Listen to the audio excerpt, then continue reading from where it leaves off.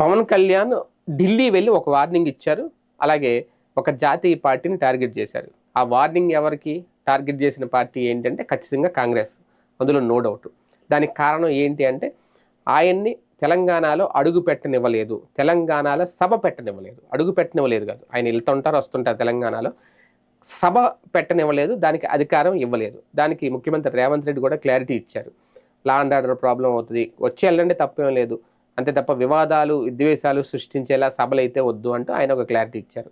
అలాగే ఇంకా తర్వాత రకరకాల ఎపిసోడ్లు నచ్చినాయి. ఇది నీ అయ్యే జాగిరి కాదు, మా అయ్యే జాగిరి అది ఇది. ఓకే, ఆ ఎపిసోడ్ అంతా పక్కన పెడితే ఢిల్లీ వెళ్ళారు.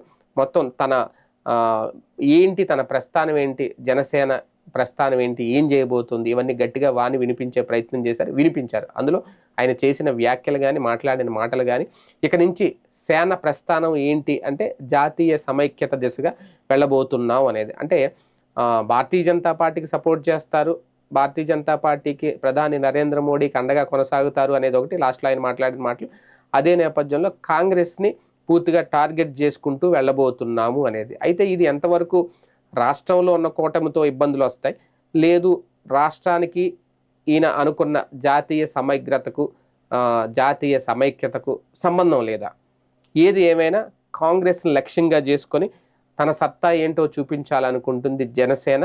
దేశవ్యాప్తంగా ఇక నుంచి జాతీయత వైపే వాళ్ళ అడుగులు ఉండబోతున్నాయని కూడా క్లారిటీ ఇచ్చారు. చూద్దాం భవిష్యత్తులో జనసేన రాజకీయాలు ఎలా ఉంటాయి.